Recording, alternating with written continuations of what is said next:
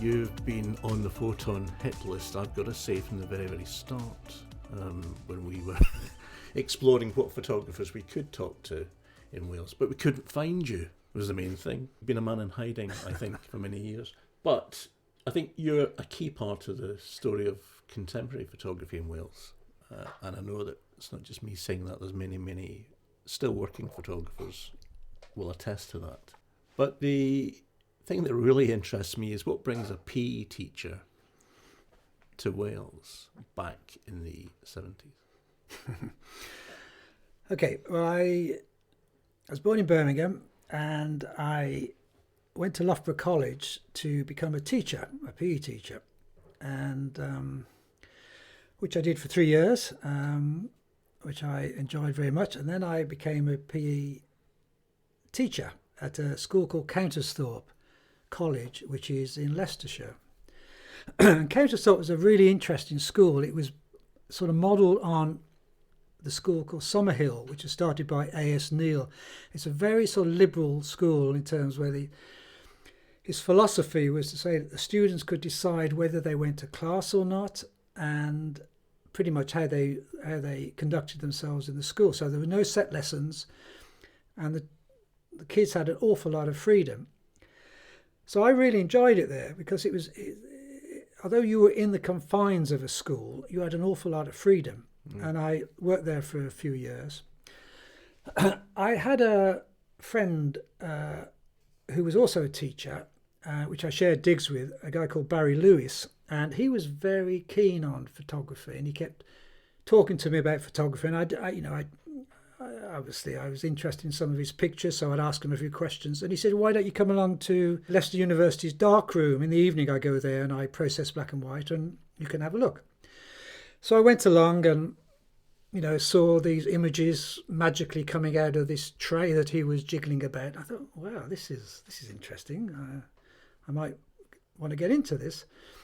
So I started finding out a bit more about photography, and I was talking to him, and I suddenly realised, well, I could use this thing, photography, as a way of travelling, really, and a way of exploring the world, because as far as I understand it, that's what you can do with this thing called a camera. And so was that really your introduction? Was Barry Lewis then? Oh, showing you? Yes, Barry, who as you may know, went on to be a very, very good photographer, magazine and feature photographer, very good. But he wasn't he went on to the Royal College before he started freelancing. But at this stage, he was just a very keen amateur. But he was very good technically. He was he knew about the chemicals of photography and all that, which I didn't know, and I wasn't that interested really. I was more interested what you can do as a photographer, and where you were able to go, and the passport that it gave you. That's what interested me. Not that I didn't really care about the f-stops on a camera. Anyway, he said, well, there's only really two colleges. There's this one at Trent, run by Trent Polytechnic, run by a guy called Paul Hill, and there's another new one that's not long started in Newport, run by a photographer called David Hurn. So I found out about them. I went for an interview at Trent. Met a very nice guy there called Paul Hill who ran that. I thought, well, this is interesting. But I think that was like 2 or 3 years. And I thought, well, I don't want to go back to college for another 3 years. I won't get a grant because I've had a grant by teaching. So then I hitchhiked down to Newport and had an interview with David Hurn and the other lecturer there. John Charity. John Charity, who was a younger guy, but he'd been a working freelance himself, so he was very experienced as well. And David obviously experienced at a higher level. And they were running it was the second year of the course that I was going to be interviewed for. They had very few students on very few. I think the first year they only had about 6, I think. This year they were looking to have about 8 or 10. It was a 1-year course. They were only going to do black and white. They weren't going to teach you anything technical, but they were going to teach you how to be a photographer. I thought, well, that's the kind of thing that I like to do. I hadn't got any pictures though, because I hadn't really done any. I'd done a few odd things around Leicester, but I didn't have a body of work that I could say, look, this is this interesting enough to get me on your course? So very quickly I went around the school where I was still at, and I took photographs of some of the students, and I interviewed them, and I got some comments from them as to how do you find this type of education that you're doing at this school, which is very liberal. You don't have to go to class if you don't want to. Do you think it's good for you? And I got some really interesting comments, and I put these on to an exhibition with the pictures. And I thought, okay, at least I've got some photography I can go and show them. And I took this down with me, and I must have bluffed my way through, but they did accept me. So I then was on the course at Newport. And so I went back to school, went in to see the headmaster, said, sorry, Head, but I'm going to do this photography course. I'm going to stop what I'm doing. And he wasn't at all pleased, because I'd started some interesting new things on the course at the school. So anyway, So this is 1976, I think, is the year you went on to the course, wasn't it? 76 I did. So I guess the first year would have been the 75 course. So I started at Newport, and met the other students, and it was a really interesting group of people there. There weren't that many, but they were coming from all different types of society. There was a businessman, there was a botanist, there was Clive Landon, who went on to become a lecturer on the course, actually. There was a guy from America, somebody who'd studied under a photographer over there that David knew. There was a miner.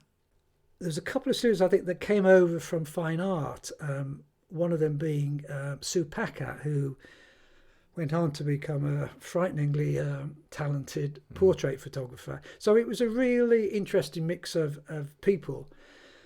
So again, I say, it was a 1 year black and white, no flash, no technical, but because the two lecturers, David and John, because they'd both been working photographers, and David obviously still was to an extent, they had experience of how you become a photographer and how a photographer works, what's involved. Whereas as far as I could see, other places, maybe some of the universities, were teaching the technical aspect, how to go into studios, be a studio, or how to, use a 5.4 camera, which I had absolutely no interest in whatsoever. So it seemed to be a perfect course for me.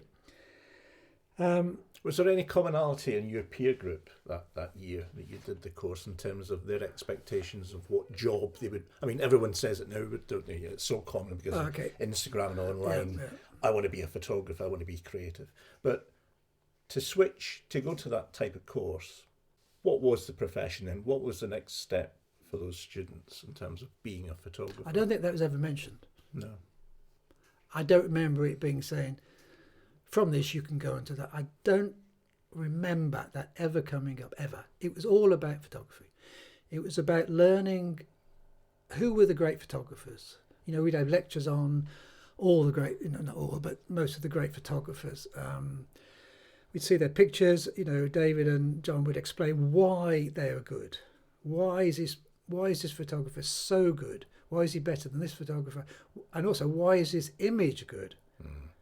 And this was just stuff I hadn't got a clue about, but I was fascinated with it.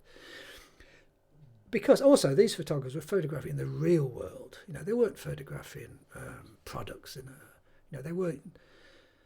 Some of it was technically good, some of it perhaps wasn't, but it didn't matter. It was what they were photographing and how they were photographing and the effect it had on the viewer. You didn't have to be explained what the picture was about. If you hadn't got it in 3 seconds, it was no good. So that was fascinating. And being subjected to all these incredible image makers was mind-blowing for me. But it was never, never said, okay, you're going to have to be a newspaper photographer or that. Because we were coming at it with different life skills, I think that was the important bit. We were using photography to document what we were interested in, be it, didn't matter, botany or sport, because if you approach photography in the right way, well, not the right way, there isn't a right way, but this particular way, which is quite simple, very methodical, you can use that to improve your photography in whatever genre you want to go into or not go into. So that was a thing behind the whole course, really, I think. It's fascinating to think that that year you were on it, it was only a 1-year course. I think it eventually became 2, and then I think it did. It developed into the university course. But 1 year, I mean, Yeah. did you feel, was that enough time for you to learn a camera, exposure triangle, framing, the way you would approach the... It was, and it wasn't. It was in the fact that I only wanted to spend a year, because I was desperate to get out. You know, I was probably 25. I just wanted to get out and do it. So I needed the minimum amount that would enable me to do it and not make a total fool of myself, really. That's what I wanted, and that's what it gave me. Yes, with hindsight, maybe some... No, I don't know, because I learnt the technical stuff on the job, really. You know, and if you keep it basic, there's not that much involved, really. You know, as long as you work out that, you know, if you're going to handhold a camera, you can't go below 60 per second. You know, basics like that. Most of it's pretty obvious, really. And you see, you know, if your pictures aren't right or they're blurry or whatever, you know, obviously the lecturers, David and John would explain why that's blurry or whatever, what you have to do. You know, you have to balance your camera on a chair or something. You know, so there were always workarounds, but they were simple, and the whole premise was keep it simple, stupid. You know, and that philosophy has never left me, because I haven't had any other option, really. If I didn't keep it simple, I would have problems. And I think something that I've heard from, I think you've said, and others that were on the course, was that you were rarely inside, you were always out shooting. Oh yeah, we're out shooting every day.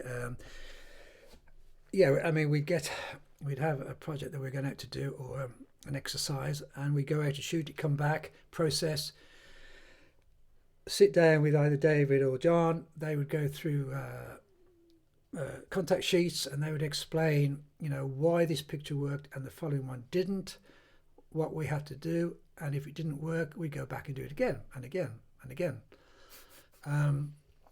until it did work. By then we were like, okay, we know why it didn't work, we know what to do the next time, and we'll go do it right next time. And that's what we did again.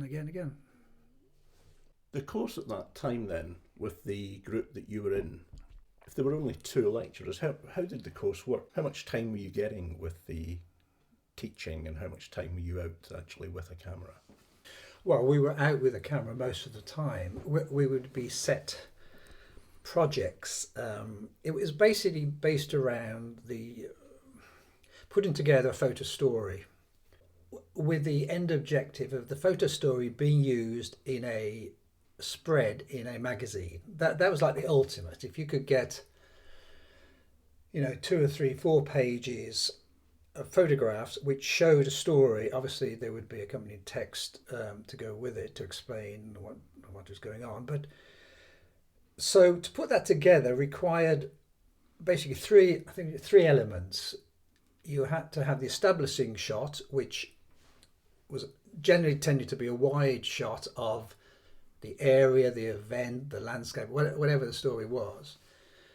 Then you had to have a relationship shot, which perhaps showed the person that was the main person and that person interacting with another person. So you had that tended to be quite a tight shot. That was a relationship shot of two, well, possibly 2 or more people relating.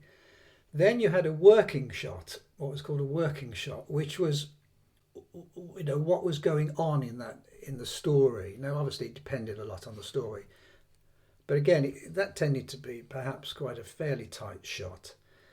So those were the 3 elements that we tended to work on a picture story: the working shot, the relationship shot, and the establishing wide shot.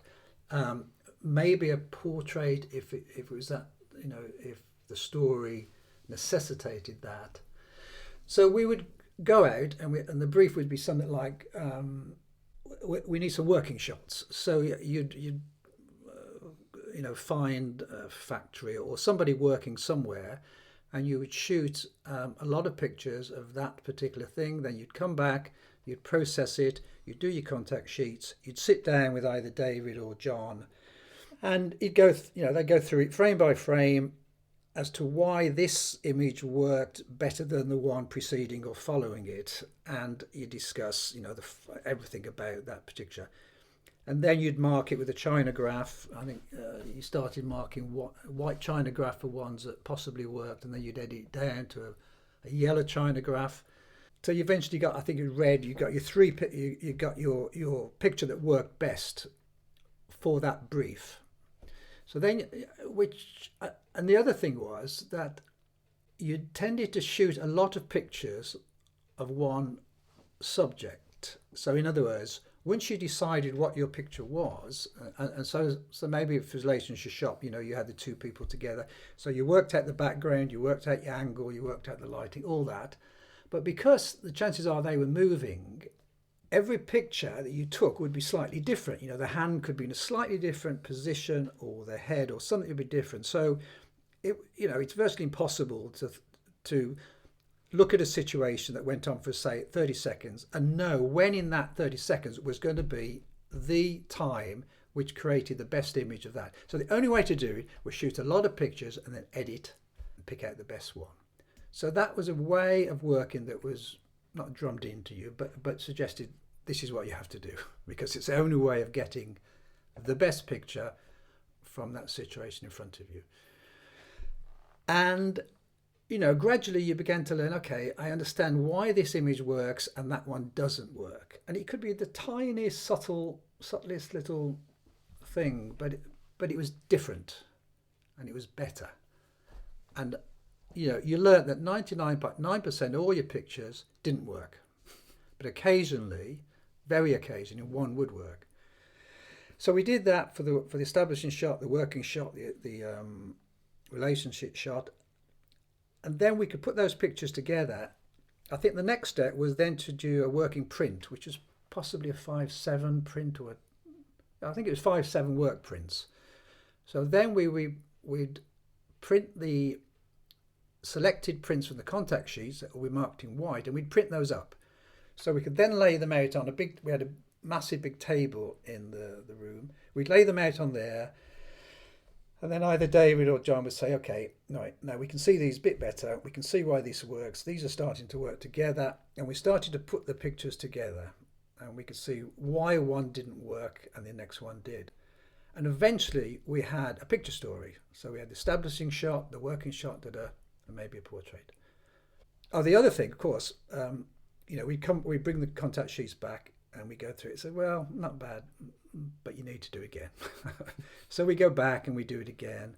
Well, they would send you back out to shoot. Oh, yeah, absolutely, yeah. We go back and we do it again if it didn't work, because it's no good having a picture didn't work. So that we became aware that okay, this has to work, and we began to learn why it didn't work. So the second time we went out, we didn't make those same mistakes, and gradually you got better at doing it. The first time was just okay. But I think the biggest difference, what I found, particularly when I left and I talked with other photographers, they weren't doing that.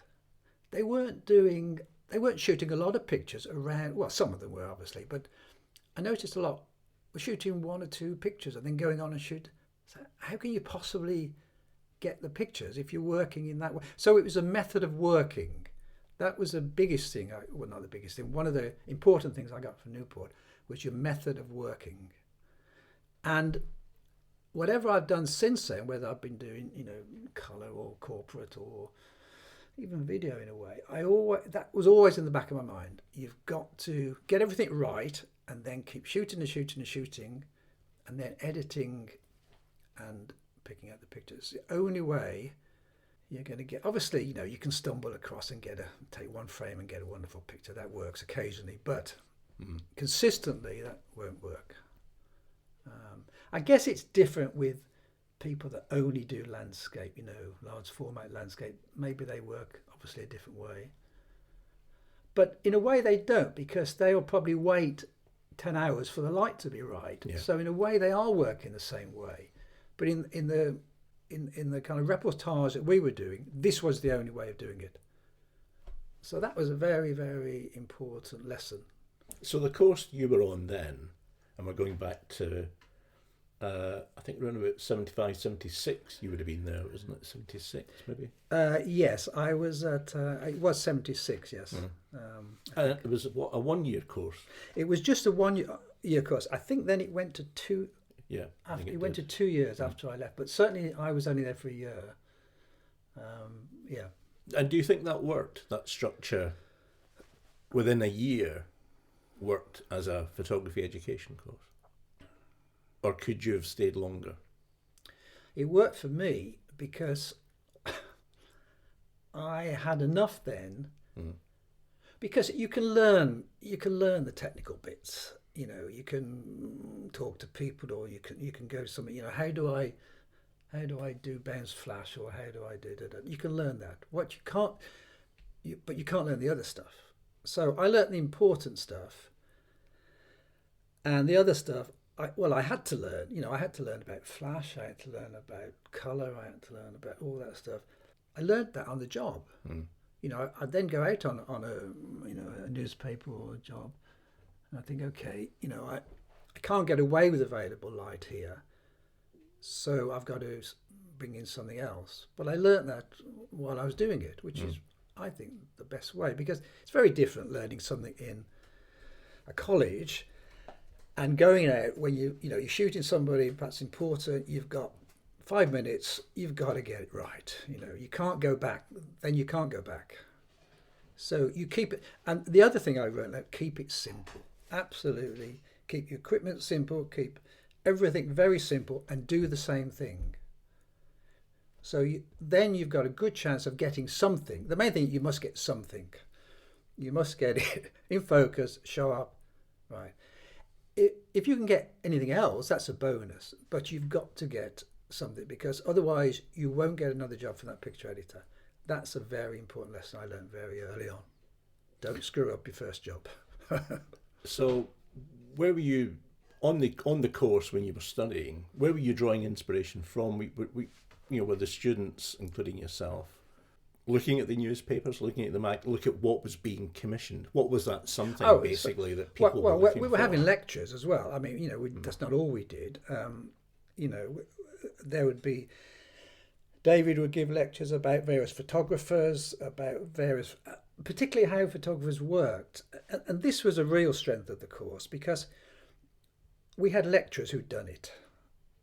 You had John Charity, who hadn't done as much as David, but he'd done enough to help you when you started, because he could help you with the, not smaller jobs, but the initial jobs. David could help you if you progressed to the higher level. So between the two of them, it was very good, because you then, okay, I can start like this, but if I get this, I can do this. And they could advise you on that. And I felt some of the other courses, they had lecturers who hadn't done it. They knew, technically, they knew photographers, they're very good at talking, but they hadn't physically done it themselves. And that was a very, very important thing, and the strength of the course, I think, that you had people who'd worked to a very, very high level. And I think it was quite unusual for, particularly David, of people who'd worked at that level to come into education, because generally, if you're a successful photographer, you stay that. You don't suddenly go and teach. I know he was working as well, but you don't suddenly go and teach people. I mean, why would you? But he had that ambition to do it. He wanted to do it, and he did it. And an awful lot of people. Well, he changed an awful lot of people's lives. He changed my life, and he changed an awful lot of people's lives. But it was the method, the simple method of doing it, that was the real power of that course, I think. I mean, other courses at that time, so we're in the mid-70s, was it slim pickings on photography courses? I mean, I know I've heard very often Manchester come up, or Par, and a few others kind of went, but they tended to be technical. Yes, they were. That's right. And I had no. I just didn't want to do that. The only ones I could find that was anything like what I went was Trent and Newport. And Trent sounded really interesting. Paul Hurl seemed a really nice guy, you know, and I guess I could have got, but I don't think that was 1 year. Maybe that was, I can't remember now. I didn't want to do 2 or 3 years because I didn't have time. You know, I was early 20s. But I didn't want to go back to college for another 3 years because I'd done 3 years. I wanted to get out and do it, you know. So you finish the course and you get out and start doing it. So you're freelance. Yeah. Did you stay South Wales or were you looking for work? No. Initially, I went to Cardiff and started living in Cardiff, and I started freelancing from Cardiff. And you know, I started contacting newspapers and magazines. And in some way, it was an advantage because I could say, okay, I'm in Cardiff, and rather than send somebody from London, they could use me. And a lot of people in London didn't know Wales. They didn't realise that. They thought South Wales and North Wales were quite easy to get to, you know. And they'd say, "Oh, we got a job in Carnarvon or Llandudno or somewhere. Can you go there?" Okay, fine. Yeah, of course, because you're in Wales, aren't you? Oh, yeah, I can do that. Okay, I'd never tell them. It took me 5 hours to drive there. And I started working like the Radio Times, I think was my first job. Every week they had a Welsh page and they had a Welsh feature. So my first job was in fact, that was to go up to Mid Wales, I think, and photograph somebody. And I had to hire a car because I had no transport. And anyway, I did that. And so I started working for them quite regularly. Then I started working there's a very good magazine called New Society. I don't know if you remember that. Black and white, and that was lovely because it did, you know, really interesting stories. They had a lovely picture editor. You know, I used to say, well, okay, I'll go there. What do you want? You know, he said, oh, just take some nice pictures. Wow, you know, how good does that get? So they were lovely. Were they trusting you on your own at that point, or were writers coming out to? It varies. Sometimes it was totally on my own. There's no writer. I started working for The Guardian, and I did start working with who was a Guardian writer who went on to become an MP. God, I can't remember her name now. They'll come to me. I started working with her, and that was good because she was very experienced and she helped me a lot. And also, sometimes it was quite nice working writers because they would talk to somebody, I could photograph them, you know, I didn't have to do that. So in many ways, that was nice. That's very often that very good distraction, isn't it, of eye lines being kept somewhere else. And particularly with good journalists who understand what photographers want. So they know where you want to sit, they know where the light is, and they know what to say to get somebody perhaps to produce a animated response where you can get something interesting. So the good journalists who knew what photographers wanted were really nice to work with. I learned a lot from that. What I didn't want to do was work for local. I didn't want to work for local Cardiff or Welsh space. But were you doing local work? No. Well, I was shooting local stories, but I wasn't working for local organisations. That's a bit feisty. I know, because I didn't want to. I wanted to get out. You know, I wanted to work nationally. I wanted to work internationally. So I thought, there's no point doing that. You know, it's not gonna help me. And I thought I would meet picture ed. So you were conscious of that network. Very conscious. To start early. So I made a big effort to go to London to see picture editors. And to make a relationship with them, because I thought, well, okay, if I move to London, they will know me. So, you know, I won't be just another photographer.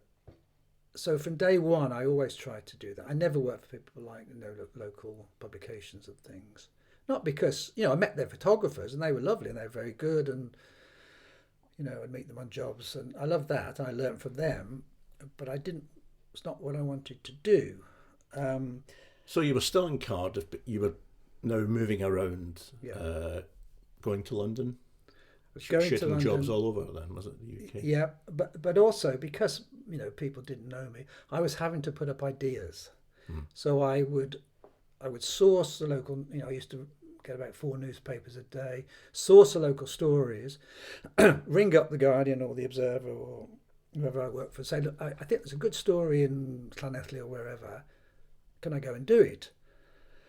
If they weren't interested, they would probably say, okay, we'll put up a bit of money, go and do it, show us the pictures, and if we use them, we'll pay you space rate, fine. Otherwise, they'd say, oh yeah, that's a good story, okay, we'll commission you. So then I'd get all expenses. So it was a combination. A lot of work I did on spec. I paid for myself, I did it, and said, look, I've got the pictures, shall I show them to you? And I did that. How embedded in professional photography then was pitching and coming up with story ideas? Well, I don't think, it comes back to Newport. That's what we were taught. It's all about ideas. There are lots and lots of very, very good photographers around. We're not short of good photographers. What we are short of is ideas. If you're the photographer that can come up with the ideas, the picture editors take note of that. Because they can ring up anybody around the country and say, go and shoot. They can do that, no problem. But the photographers that, seemed to me there were 2 types of photographers. Ones that came up with the ideas and the ones that waited for the phone to go. And I became conscious of that. And I wanted to be because I was interested in ideas. I'd read newspapers, listen to the news, every news channel. So I was aware and I wanted to go and learn about that particular thing. So the only way of doing it, if I could go and photograph it, that was wonderful, because the access, you know about this, the access that photography gives you is like no other profession. It's the best profession in the world if you're interested in people and travel and all that. There's nothing like it. And I got sort of obsessed with it, and nothing else seemed to matter. I wasn't interested in anything really apart from doing it, which obviously it doesn't help you in relationships and all that stuff, but anyway, it's another matter. But that's all I wanted to do, and I was obsessed. So in those mid-70s then, you've left the course, you're out freelancing. Were you acutely conscious of when you weren't out with a camera? Were you just expecting to be out there? That's all I did. I was always out with a camera. At Christmas, I'd go off and do something. But also, which I perhaps should mention, I got an artist in residency at Llanover Hall Arts Centre. And because, financially it was a struggle. I had no money, I had no, so to try and earn a living as a photographer was difficult. So I managed to get an artist in residency at Llanover Hall, and so they paid a bit of money. And what I had to do was produce a body of work, which I had to. It involved a bit of teaching darkroom, but it also to put contact sheets up, and so people could see it, and I could talk about my work, and then give a talk and exhibition at the end. And like a lot of newcomers to South Wales, I become sort of obsessed with the valleys. The valleys was just a magical place, and so I was up the valleys a lot. So I decided to do a project on Penrhys, which you may well know, which is this housing estate between the 2 runs of the valleys. So I would go up there 3 or 4 times a week, shoot, put the contacts up and do that. And in fact, I lived up there for 2 months. Somebody let me stay in their house. And I did, it was all black and white, a nice body of work on Penrhys, which was used in an exhibition and shown around. So that, that also helped financially. But I was starting to do a bit more national work now, because some of the editors will say, okay, can you go to, the Southwest or the Midlands or so? And gradually, they did start calling me. So it starts with, you call them, they think, okay, this guy, he's not the world's best, but he's okay, he's reliable. He will come back with something, as long as you didn't screw up. And then they will start calling you. So I thought, okay, this is more interesting, because I was, starting to travel more, which is what I wanted to do in the first place. And I was working for BBC Wales. I did their international rugby for them. The Arts Council. The Arts Council were a great client because they had money, and they gave me some lovely jobs. One of the early jobs was to photograph the 56 group of artists, which was a group of about 8 or 10 artists throughout Wales who were. Obviously, they started in 56, and they were kind of an alternative group of artists who wanted to show in different galleries and not be part of the establishment. You know, people like Ewan Balla, I think Heinz Capel was a really interesting guy, Arthur Giardelli. I think Harry Holland might have been one, I can't remember now. Is that group still going? Well, funnily enough, I did Google it this morning, and they have like a contemporary 56 group, which obviously I don't think is not the original artist. So I think it is going in some, but in a different form. And I think they had an exhibition recently. I think we're talking about the same thing. The photographer Bernard Mitchell, who's based over Swansea Yes, I know way, Bernard. Yeah. was part of an exhibition. It could be that exhibition, and it was held in Brecon in the Oh yes, the big gallery and museum in Brecon. Oh, that's interesting. So. Because Bernard's been continuing photographing artists and poets and photographers in Wales. I know. In fact, he used to submit to the Ffotogallery Wales. Very interesting We'll guy. come to that. The other thing that started was S4C. S4C started there. Yeah. And so I went along to see them because I don't speak Welsh. I'm not Welsh, obviously. But what I persuaded them to do was let me photograph. They were working out how do they put programs together and what do they do in between programs. So I said, why don't you let me shoot the segues in between? So I will take a Welsh subject like castles in Wales or whatever, and I will shoot a set of pictures and you can just put them together, right? And that will be your segue into the next program.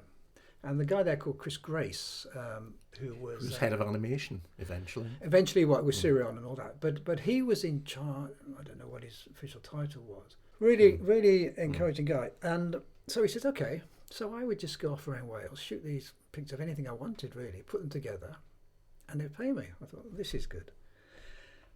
So that was a revenue stream. How long did you do that? Not that long, probably 6 months, because it got to the point where I thought, he's not going to keep paying me, because he was paying me quite a lot. So in the end, I went to Chris and said, look, before you tell me, I think I should stop. And he said, I'm really glad you said that, because we're running out of money. Right, so broadcasting, anything that has that institutional flavour, how did that work in terms of licensing? Did they want, because those images I'm guessing would be a valuable part of a picture library within You talk about S4C? S4C? Yeah. Oh, not then. No, I kept everything. Come back to Newport again. And know that incredible lesson he taught. Never give copyright away. And that has stuck with me since day one. I think that was very much part of the founding ethos of Magnum, wasn't it, as well, at the time, was for the photographers to try and retain. I think so. Rights. I mean, I don't know an awful lot about Magnum, but, that was David's things and John's thing, that unless you want to be a staff photographer, which I never wanted to be a staff photographer, no. For some reason, I couldn't give my pictures away. It's like they were so important to me, and being a photographer was such a kind of person. It wasn't a job, it was a life, and I wasn't going to give my pictures away that I'd worked hard for and I'd invested a lot of emotion and time and money in. There's no way I was going to give them to some, not idiot, but I wasn't going to, who didn't, they were going to, what are they going to do? They sit in some drawer? No way. Did you stick to that through your career? Always. I've never, apart from, occasionally you have to because you're desperate for money, but generally 95% of the time I would never do that, which will tie in with Ffotogallery Wales, but I'll maybe come on to that. But there's a little segue. I mean, this is an important point, isn't it? Because it still goes on today. Welsh government, for example, many Don't photographers, get me onto that, please. the tourism, the tourist agency in Visit Wales, as it is now, they want to bag those copyright and the rights to any of the images. And I get that they would like to do them again, but why would you want to have ownership? Why not come up with a license agreement that makes everyone happy? I mean, you know, if we get onto Photogallery Wales, then that's one of the reasons it folded. But I will, because the battles I had. Right, let's stick to the good times then. So, what I will mention in Cardiff was another interesting thing I did was, because I was always putting up ideas, I heard that Cardiff were going to twin with Xiamen in China, and they were going to send a delegation over to China. I thought, this is interesting, maybe I could get on that. So I contacted the chief exec and said, look, if I do an exhibition of Cardiff, can I come with you? I'll photograph the ceremony, I'll put the exhibition up in Xiamen, I will photograph Xiamen when I'm there. When the return delegation comes back to Cardiff, I will put that exhibition in Cardiff so that people can see it. I'm not sure about this. Anyway, eventually he said, okay, you can come. So I went to Xiamen. There was chief exec of the executive, there was a Lord Mayor, there was the Dean of the university, and a couple of businessmen. And we went to China. And we went to Hong Kong to get the connecting flight, but the weather was bad and we couldn't get a flight. We had to take a bus from Hong Kong to Xiamen, which is a bit of a trip, and it's a lot of rural roads. And so we made this trip overland, and they were lovely. Cause I remember that, because they knew I needed a lot of photographs. So if the Lord Mayor saw something interesting out the window, he'd stop the bus. I'd get out. I'd photograph, pigs being taken on to market upside down on the back of bikes and things. Lovely pictures. Because there's no tourists, and we could do anything because we were on an official bus. I could do anything. And we did that, and I did the exhibition, came back. So things like that, I was always looking for opportunities that, there's no ways anybody called me up and say, oh, hello, we gather you're a photographer, would you like to come with? No way. So again, with that philosophy for Newport, ideas, you don't have to be that good, but if you've got the good ideas, you'll be successful. And that's always stuck with me. So in coming out of the course then from Newport, living in Cardiff, freelancing, making those connections, getting the networking going, getting more, I guess, exposure to picture editors and writers. In Wales, were you and other photographers, was there a kind of social scene for photographers, both within the course and outside of the course? What was happening in South Wales at the time? Yes, there was, and but it was, we were quite young, sort of early 20s, and so we met other photographers, and I met other photographers. The nice thing about doing sort of news feature stuff is that you meet photographers on jobs. So you'd meet, you talk, you have a coffee, you talk about cameras and all this kind of stuff. So you would become friends, but. Also you'd meet other people who were not necessarily doing the same as what you were doing, but they were photographers. So there was a scene. CHEPSTOW was a big sort of nucleus for people that were interested in the arts, obviously, but visual arts and photography. Mm-hmm. So often we'd meet together there, in the bar, have a beer. But I can't say it was a big scene, but it certainly was quite we did encourage each other. What I didn't like about it was that the people that were working there professionally were not keen on doing that because they didn't want another photographer on their patch. When I applied to join the NUJ, I was blocked by existing photographers who said, we don't want another freelance. I will block. And I had a real problem getting in the NUJ in Cardiff because several, I won't mention, said, Seriously? Oh, absolutely. They blocked me for over a year because it was a fairly small area, and they didn't want another person coming in. So I tended to, which is another reason why I wanted to start making contacts in London and abroad, because I don't want this. I can't handle this.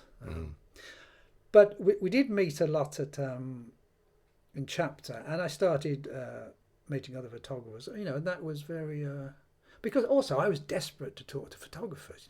I didn't know anything. I wanted to learn. And so I want, what are you doing? What camera are you using? How do you get that? Where do you get that processed? I needed all of that because, as a freelance, you're very, very on your own. I had no support mechanism around me. I didn't have a sort of a mentor. David and John were very helpful. I could go back to them and they said, come back anytime, we will help you. And they did. But, I still had to survive on my own as a freelance. So there's only so much they could do. So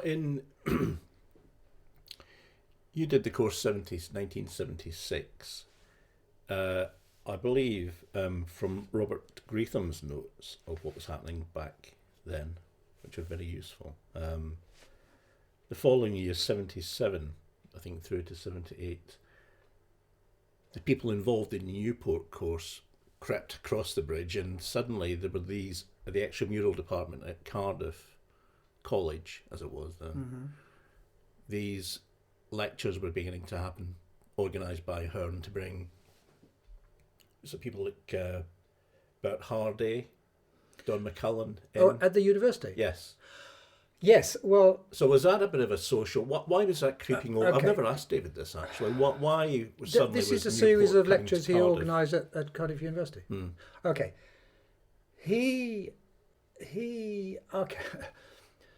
At Cardiff University, as far as I understand it, as far as I can remember, there was a series of lectures on photography that they did within the university every week or whatever.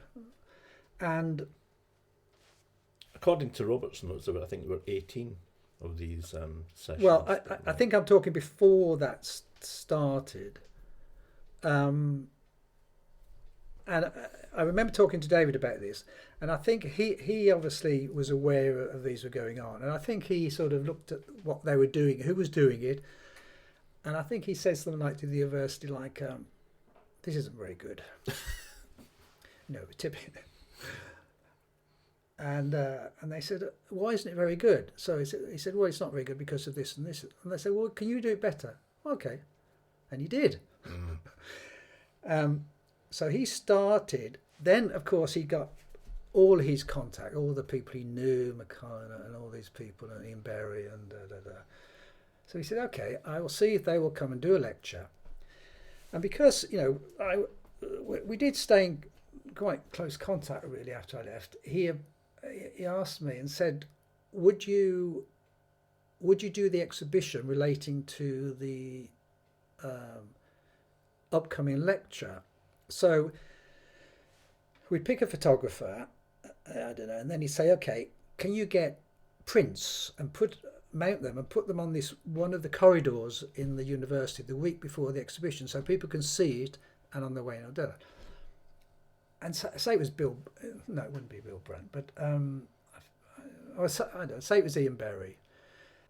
And we had some money to do it because the university had a budget. So what I would do, I would go and buy books of a photographer, and I would cut the pages out. And I'd mount them and put them on the wall, because it was the cheapest way of doing it. I couldn't get original prints. Obviously David had some, but maybe he didn't have enough to do the whole show. And I'd put them on the wall. And I did that for all the shows, and then, he had, and then these photographers would come up and they would do the talk. I mean, David did some, I think John did some, maybe Kit Arnott did some. A talk about an aspect of photography or their work, and they were really successful in terms of the amount of people that we had in the lecture theatre. They were, nearly full. It was very, very successful. And so I did. Can you recall what kind of numbers are we talking about? There must. Oh God, it's difficult. There must have over 100. Wow, really? Oh yeah, in the lecture theatre, it was good because he got his students were obviously there, students from other photographers, but because there was this nucleus of photographers and And there were academics, but people that were just interested in photography or the name of that person. I know, he persuaded Don McCullum to do one. Tom Hopkinson, I think. Tom Hopkinson did one, but I remember I had to get Don McCullum's pictures, and then he rang me up about a week before, and he says, "I'm awfully sorry, I've got a job, I can't do it."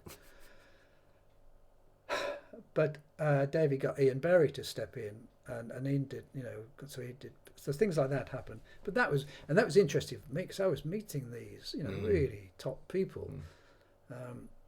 So for me, that was wonderful. But also, I was meeting and talking to other photographers, and that was the nucleus of the Photogallery. So the early days of Photogallery would have been, I would have thought, very interesting. It sounds there was a lot going on. There was people meeting up. These lectures were happening. Was there a buzz being created in terms of what you could do with photography in Wales?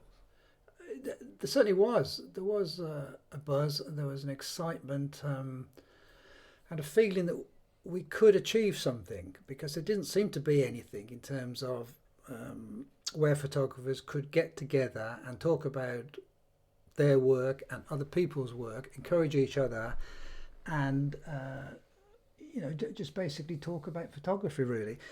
And CHEPSTOW was the obvious place to go, because obviously in the centre of Cardiff, and it was a social place, so you could have a beer and chat and all that.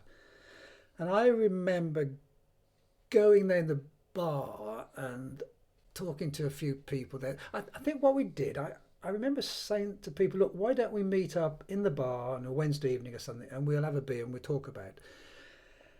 And I remember people like David Williams and a few others, we did that. And then I thought, well, why don't we persuade CHEPSTOW to have an exhibition in CHEPSTOW of people's work?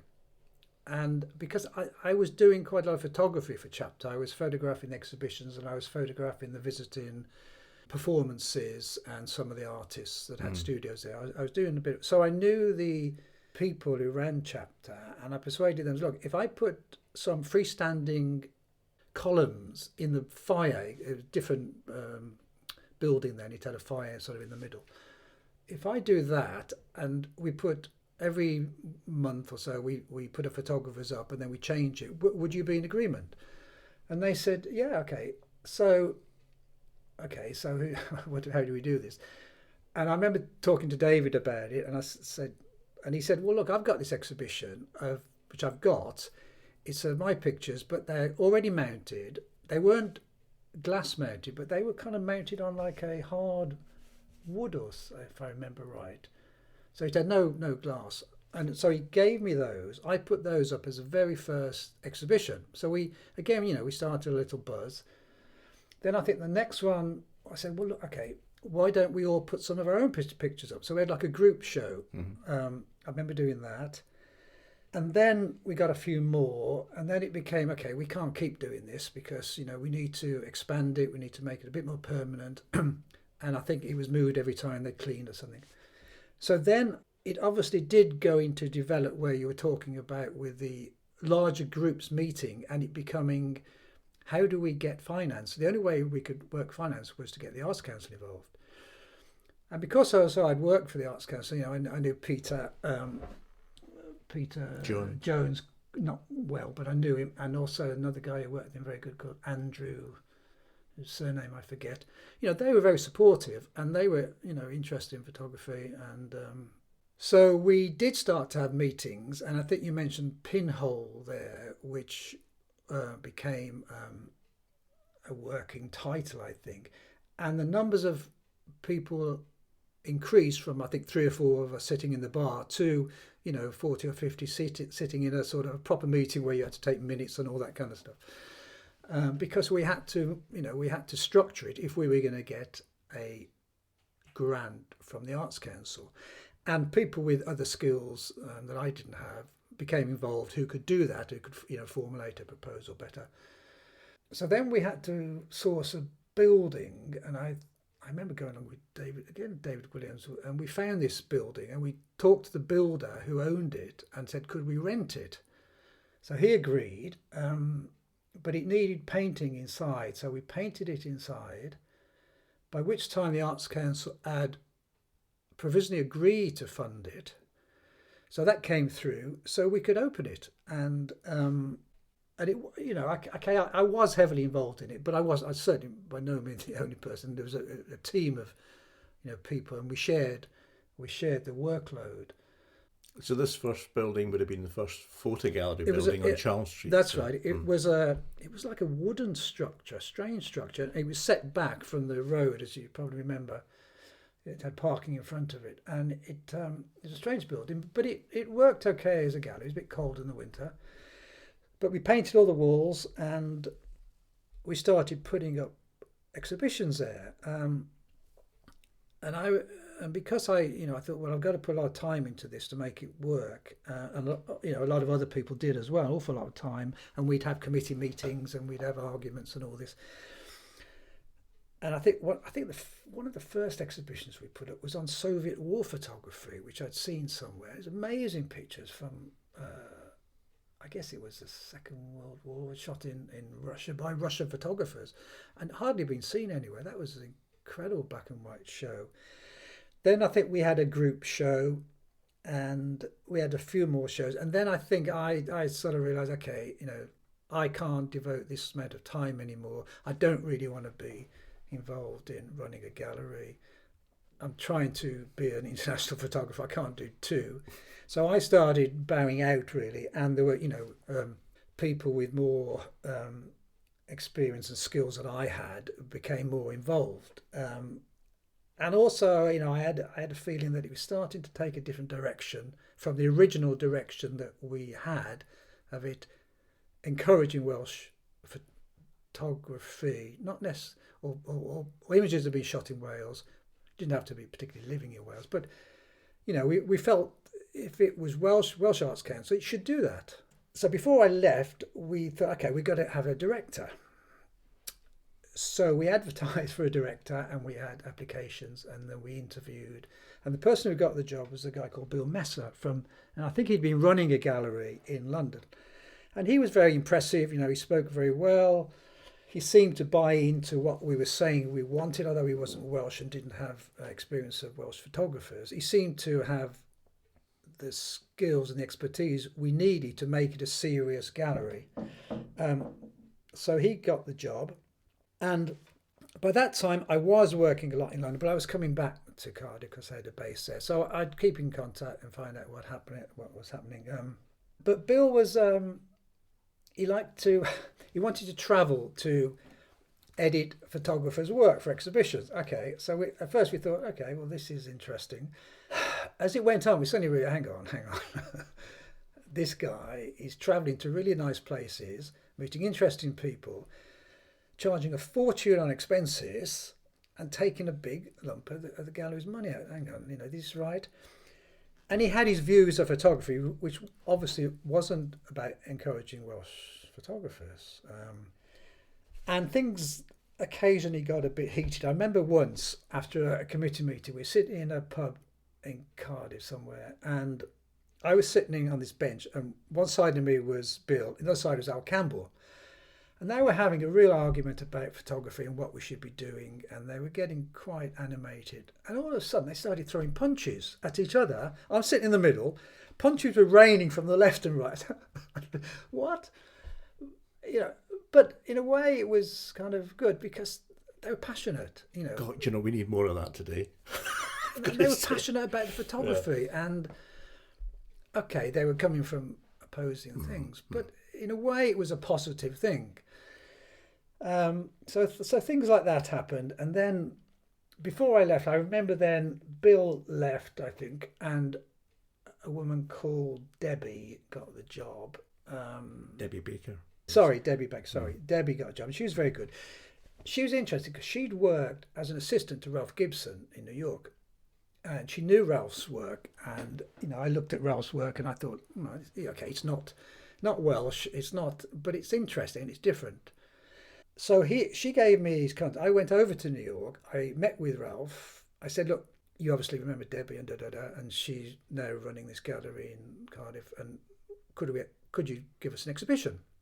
And he said, sure, yeah. So I edited his work, we had the pictures, got the pictures over, and we ran a Ralph Gibson exhibition, which serious photographer in Cardiff. It wasn't in London, it wasn't anywhere else. It was in Cardiff, and it was the only. It wasn't a touring show. Some of the other shows we had were touring shows that you obviously pay a fee for and do. And it wasn't. It was an individual show, which gave us a bit of credibility, I think. And we started getting some write-ups in some of the nationals about this new gallery in Cardiff that was doing quite interesting things. But that really was my last contact with the gallery. Then I pretty much moved to London and concentrated on photography. Really. Well, we'll come back to Ffotogallery, but that move to London, I think, in terms of your career, Steve, was quite an important move as well. You seem to have an itch for doing things beyond just pressing the shutter, because you got together again with other photographers in London, and out of that sprung another collective of sorts, which was the Network Photography Agency.